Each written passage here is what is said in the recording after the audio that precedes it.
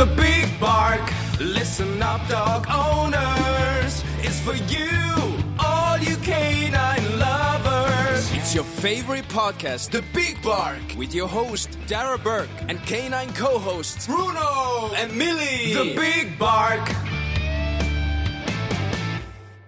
Good evening and a very big welcome to the Big Bark, and we're recording live this evening from Ballynehy in County Limerick on our brand new studio equipment, the Zoom Podtrak P4, so hopefully going forward all the audio will be much higher quality.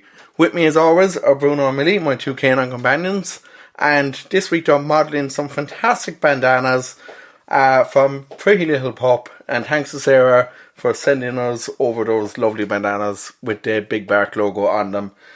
And joining me this evening, a big welcome to Dr. Tim Kirby from petbond.ie. Tim is a very big friend of the show of ours. And Tim, it's great to have you back on the show.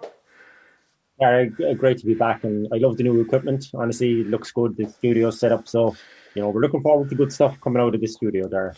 Brilliant. And Tim, we were just talking before we came on there, it's been a while since we've been chatting, probably before Christmas there.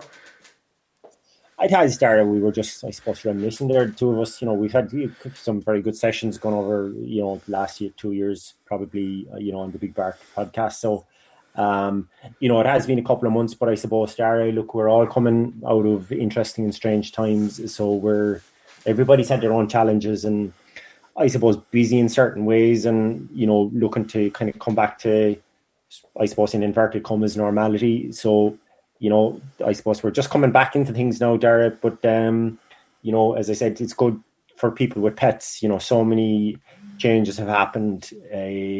People did certain things, people didn't do certain things. So I think we're just at that juncture now where, we'll see some things popping up that we can help people with. And that's the purpose of doing podcasts like this. And I think that's why it's so valuable what you're doing, Darragh. Definitely. And same to yourself. I've been a big follower of your live streams over the last year, and hopefully to see more of those soon enough as well. Absolutely, Darragh. One thing I certainly learned about it, Darragh, is, I wear the stethoscope and that's what I enjoy doing. And there's always somebody that has another piece of information. And, as somebody said, I got two of these ears for a reason. And I think it's very important when we're involved in the area of pets that, we listen and we share information. And I think that's how, we get the best information across for pets. And look, we're all little cogs in a big wheel here. That's the way I see it. So, if we join together and share our information with people, I think that's how the good things happen in life. Definitely, Tim. And Tim, for anyone who's not familiar and who hasn't heard of Petbond before, do you want to give us a bit of background about Petbond? Yeah, we're a new online platform, Darragh, where people can now come to safely find a pet. So if you're looking to get a puppy, we've approved breeders where we have a whole vetting process where we assess them and ensure that they're good, reputable, ethical and safe breeders. And we also ensure that the puppy is going to be healthy. So we don't allow puppy farms. We don't allow large-scale breeders that do it for, very, very different reasons to use our platform. So people can have that peace of mind. We also allow registered rescue centres to use our facility, and we found homes for a huge number of pets through it as well. And, we're endorsed by some of the key stakeholders in Ireland in the space. So we're young, Darragh. I know yourself, you're growing rapidly as well. And, we continue to grow, Darragh. I think like yourself, we're in this for the long term. So, as I said, quality matters, and that's what we bring to the table. And it's great to see platforms like that out there, like Petbond, and even like I've seen Pete the Vet, he has Pet Fix Club now as well. So it's great to see all these kind of like these different platforms that haven't been there for pets in the past and for pet owners in the past. Yeah, I think, Darragh, we're at a point where we see, it's been probably, there's an awful lot of false information out there. There's an awful lot of false marketing when it comes to pets. And, like yourself, when you're in the area for quite a while and you understand what's right, what's wrong, you understand quality from something that's low value, and when you do really care about pets, sometimes you have to go that extra mile and put yourself out there and say, look, okay, we're going to put this in place, and you almost set a precedent or a standard for what's right. And then, people tend to see what you're doing, and people that do really care will join you along the way. And again, that's what we're doing here. And it's encouraging, Darragh. It's very easy to let the heads drop here in Ireland.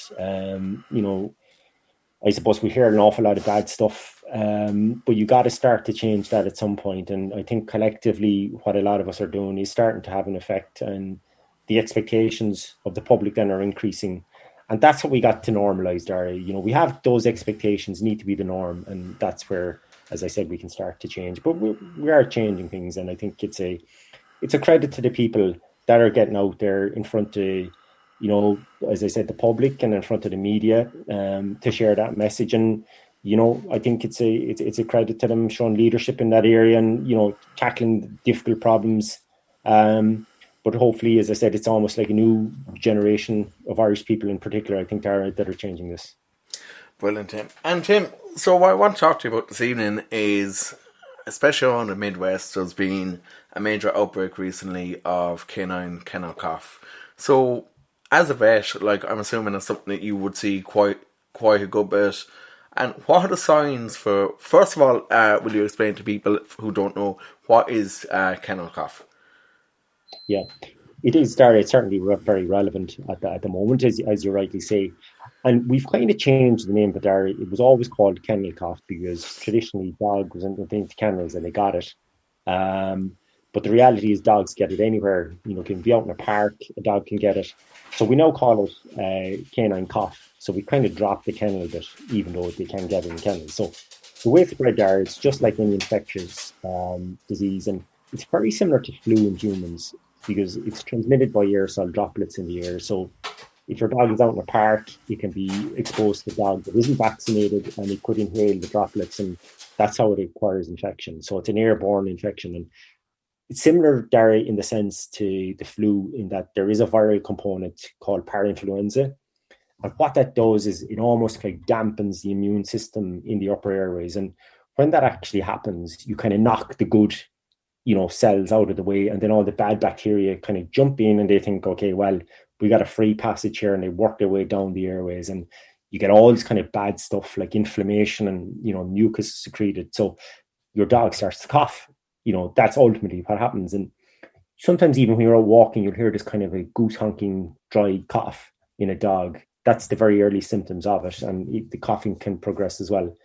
Now, when it does get really bad, they'll not only cough, but it can have an effect on their systemic system, where your dog could start looking really lethargic. Dogs tend to go off their food sometimes because it can hurt their upper airways and they don't want to eat, and worse again if they don't want to drink. So, as I said, it will happen outdoors. Close proximity to dogs that aren't vaccinated is a key one. And, we see at dog shows, you hear dogs coming back, all of a sudden they're coughing, and you ask, was the dog anywhere recently? Again, dogs in a very close, dense area together where they're mingling is a high risk. And, as I said, the best way of preventing this is actually prevention itself by vaccination, Darragh. Brilliant, Tim. And Tim, I suppose the way you look at it in that way, it's kind of like you look at it the spread of COVID over the last year and a half in humans, and it happens when you're in close proximity to people. Obviously, nowadays people who aren't vaccinated, and to when it first started, people who actually had the virus themselves. Yeah, that's exactly the case, Darragh. And you often wonder, do dogs go around with kind of subclinical? They say we're latent carriers, humans, for COVID. So the subclinical ones were probably more of a risk. The same thing applies in animals. You see typical conditions where they have viral particles, and it's only when they're stressed that they start to shed them from their airways in particular. You see it very commonly when a dog might go to a show, or a cat, particularly cats, when they get stressed, they shed huge number of different viruses. You see it in large animals as well. Horses, cattle will shed it when they're under times of stress. So it is something, reduction of stress, is a very big and a very valuable and a very important factor in any animal. So it comes back to, making your animal relaxed, habituating them to certain scenarios. And it all goes back to doing it as a young animal, so you avoid stressors. And just one point on the kennel, or I was calling it kennel cough, but canine cough is what we should properly call it, is there's a new vaccine where you don't have to give it into the nostrils. Traditionally, it was one of the things I found and I hated doing is, you had to give the vaccine, but you to some dogs are very sensitive to their nostrils, and you to put a little, tip on a syringe and then squirt it into the nostril because it worked that way. The new vaccine, you inject it under the skin, and it lasts for 12 months. And, it's way more, I suppose, relaxing on a dog, giving it subcutaneously as opposed to trying to actually put something in their nostril. So that's a reduction in stress straight away. And it took a long time to actually develop that vaccine. I know it's gone on for a number of years, but I think it's less traumatic on owners and particularly in dogs when they're coming in. And as I said, just that reduction in stress will improve the uptake of the vaccine itself as well. That's brilliant, Tim. And Tim, for people who get their dogs vaccinated on an annual basis, is the Canine Cough vaccine actually part of the regular vaccines, or is that an additional vaccine? No, it'll be an additional one. So it's kind of a standalone vaccine, really, Darragh. So you'll have your standard, like say, called a 7-in-1 vaccine, where you'll have parvo, parainfluenza, lepto, all of those are in the standard vaccine. And then this will be another standalone one. Now, you will probably go to a point in the future where, it will be standardized and incorporated in, to a single vaccine. That's usually the way these progress, but you have to do safety trials. You have to show that the antibody level will still come high enough if you do mix it in. So there's a lot of kind of formulation issues that people have to work around, and the developing chemists when they do deliver these. But certainly, I think with, as you said, Darragh, at the outset, with the increase in incidence of canine cough, that it will become more standard where people will go to the vet for their annual booster, and it'll be a case of, okay, we'll get the canine cough booster as well. And that's really when you, just like the COVID, we're hearing now that people, we probably have to get a booster in the autumn. Will it become like the flu? I don't know. Possibly where we go, people that are more susceptible will get a booster for COVID. Perhaps the same with dogs where, if we see the incidence increasing, they will be getting as part of a booster package every year as well. That's great, Tim. And Tim, I suppose it's not just canine cough that you have to look out for, especially coming into the summer months now. Was reading up there today, even something that's actually very common in humans and in dogs is hay fever. Yeah, I mean, I don't think I've ever seen as many allergies in dogs, Darragh. And, I often sit back and I think about these things at night. Actually, I'd be running through my head, why am I seeing this? And is there some reason? And, when you listen to all this about COVID and you listen about people's immune systems, what's impacting those? Is it the environment? Is it the food we're eating? Is it our lifestyle? Is it stress? Or is it a combination of all these things? Or, then you start thinking, is there one thing I could reduce that would reduce the incidence and reduce the impact on the immune system? And similarly with dogs, I'm always wondering, is there some kind of mitigating factor that is probably, I suppose, showing that allergies in general are increasing? There's very few people that you talk to them where they haven't had a dog or they don't have a dog that's got some form of an allergy. And for me, I always try and bring it back to, okay, fundamentally, what is the underlying cause here? So what's causing this allergy? So, there are certain things people will often look to. Is it things in the food, particularly with dog foods? I get an awful lot of people come and say, look, we go to the local pet store. There's a shelf, it's 50 foot long, 10 foot high, full of dog food. I don't know where to start. I literally don't know. That's what they say. Then you get the problems where people try a food, they'll get allergies to it.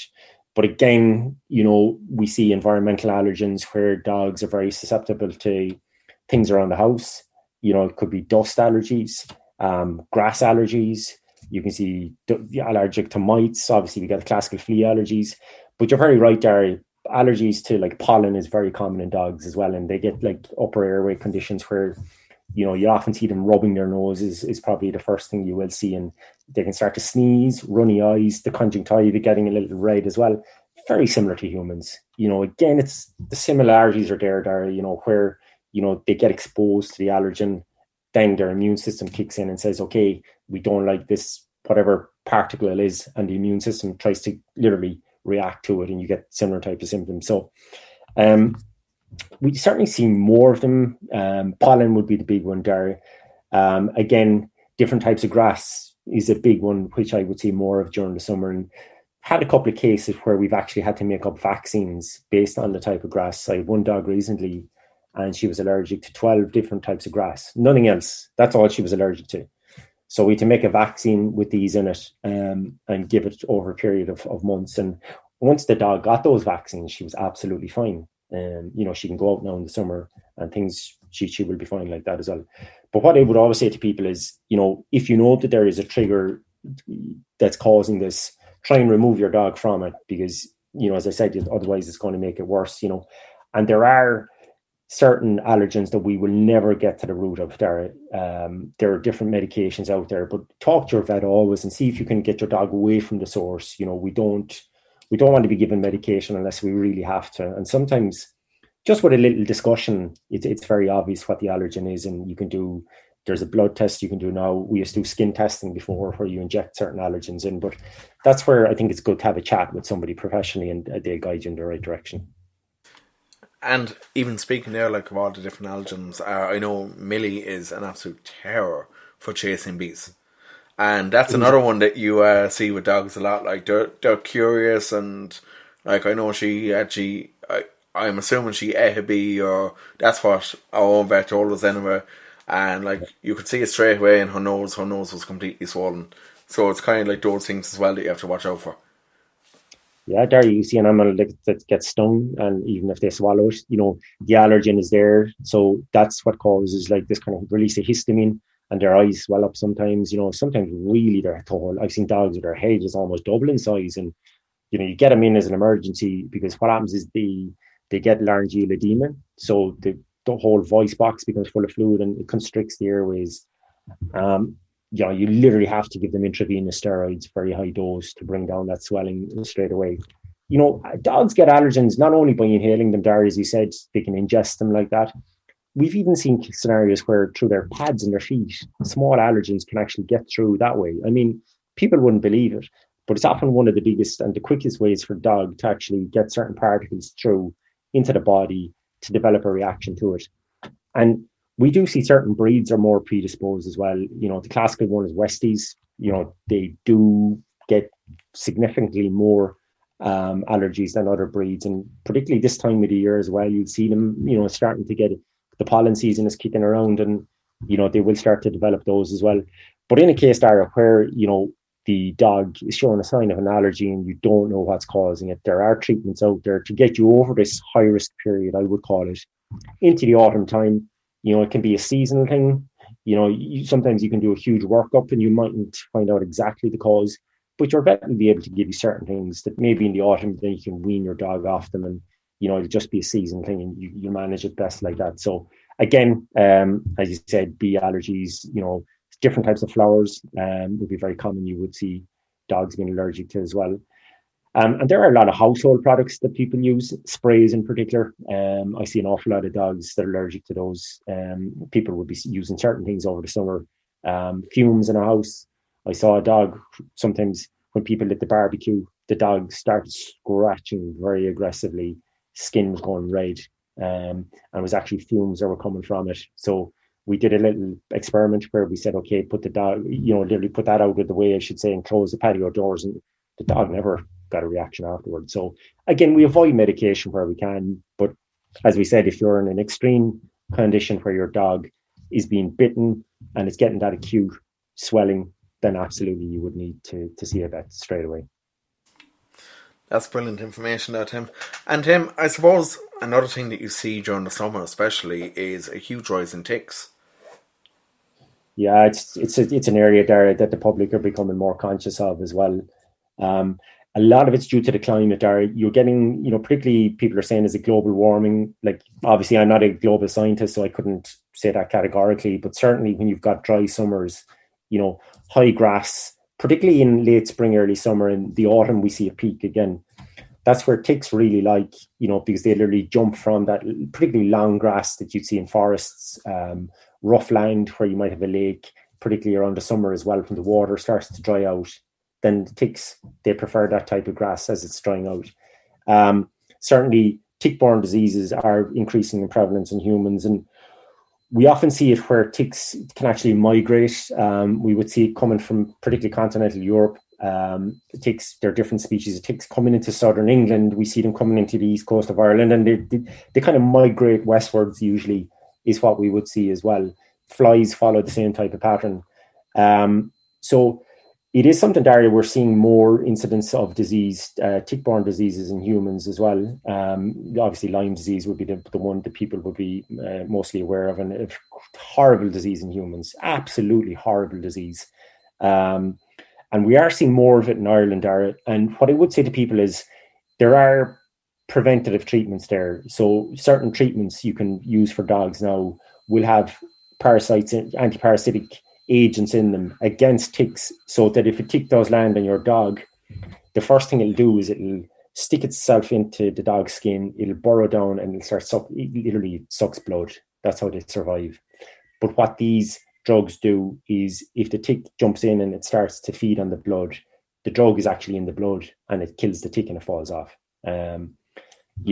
Obviously, if you see, there's collars as well you can use, where they release a certain active across the skin of a dog, and that's actually a repellent for ticks. So some of them do sand flies, they do ticks, mosquitoes. They're very good actually, because as the climate's becoming drier, we're seeing more of these conditions. Say in Mediterranean Europe, it would be standard. Every single dog is going around with one of these repellent collars on for that simple reason. Again, we're seeing more of it. I see more of it in southern UK now, talking to people as well. But again, if you do see a tick on your dog, I think it's very important, Darragh, that it is removed ASAP. It's not an easy thing to do. I don't know if you've ever removed one, but there's certain little devices you can use. They're little hook-shaped devices, but you got to literally turn the head and then remove it, as opposed to pulling it directly off. But again, chat to somebody if you do see a tick on your dog and you're not confident enough to remove it properly.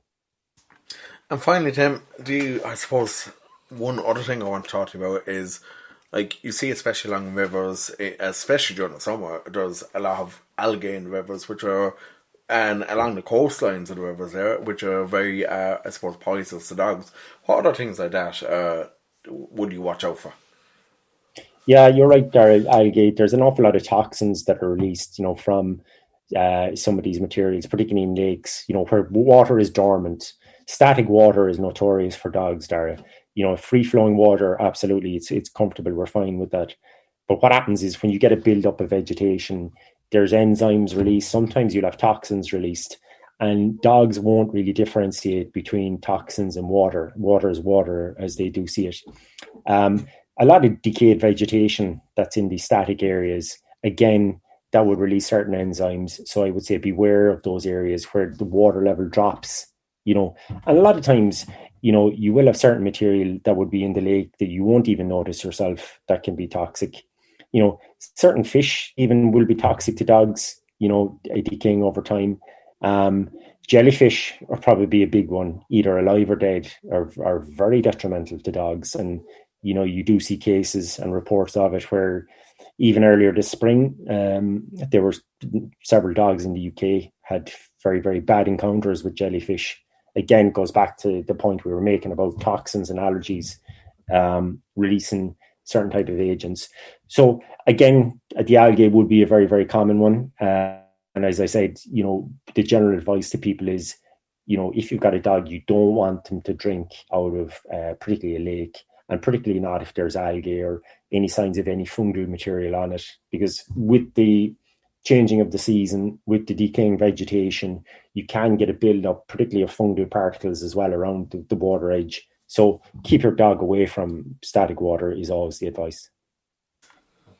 Brilliant, Tim. And any other advice, Tim, that you'd offer dog owners coming into the summer? I think, Darragh, particularly for dog owners coming out of COVID, an awful lot of people were walking their dog on their own. People that got puppies even 12 months ago, they probably never socialised them properly.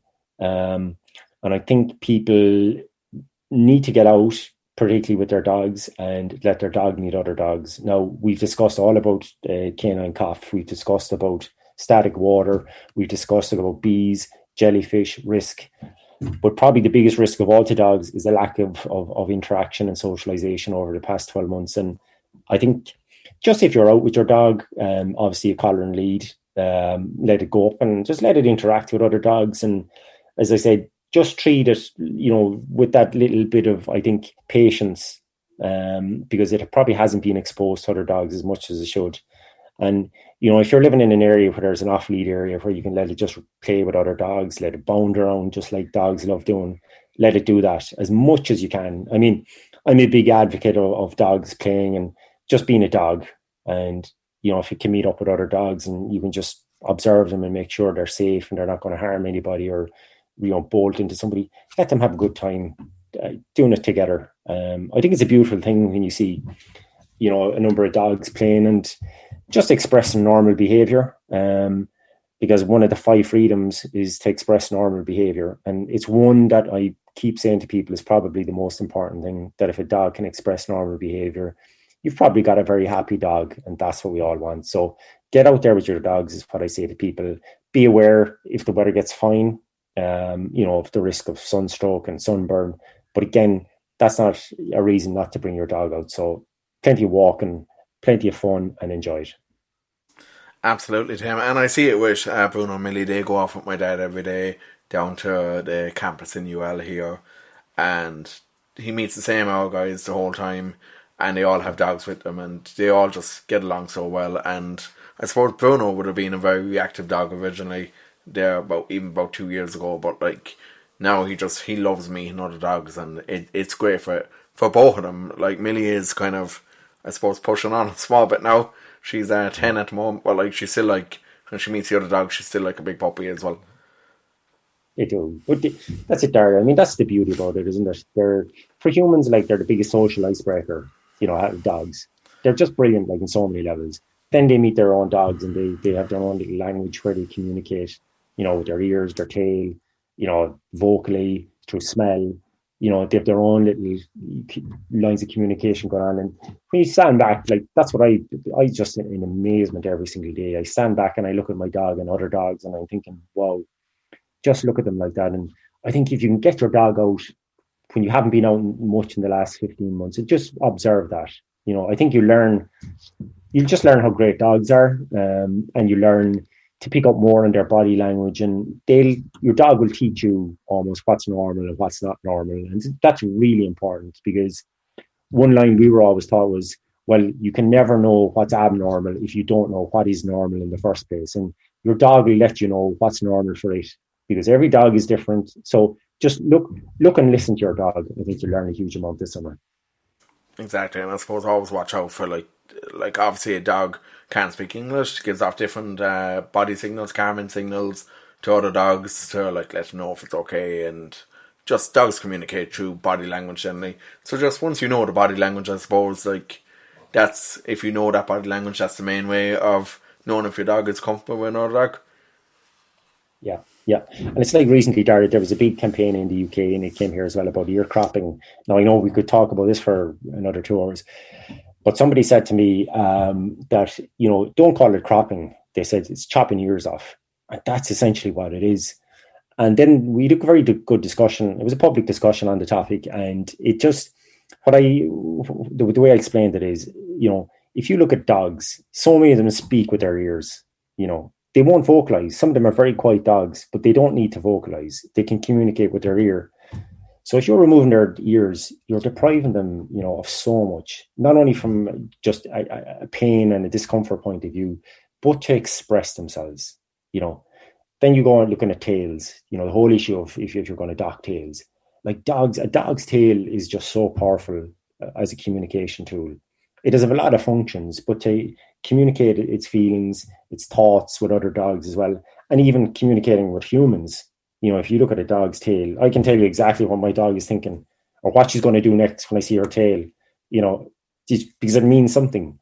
And if you start depriving animals of those features of their anatomy, which are intrinsically given to them for a reason, it's such a sad situation. So, absolutely, if you as a dog owner, you will learn with your dog's ears if they're up or down, left or right, back or forward, what that's meaning. And then you can react accordingly. And likewise with a dog's tail. So again, just the non-verbal communication, we call it, is really, really important. So if people just watch that during the summer, I think they'll be in awe of what their dog is actually expressing. That's brilliant. And Dr. Tim Kirby from petbond.ie, thank you so much for joining me today on the Big Bark. Next week we have Danny Brady from Swords and Paws Groomer in Galway. And Danny is the only fear-free groomer in Galway. So really looking forward to having a chat with Danny on all things positive reinforcement in grooming. Until next week, thanks very much. And follow us on social media on the Big Bark Podcast on Instagram, Facebook and Twitter. And have a barking mad week. The Big Bark, listen up dog owners, is for you, all you canine lovers. It's your favorite podcast, The Big Bark, with your host Darragh Bourke and canine co-hosts Bruno and Millie. The Big Bark.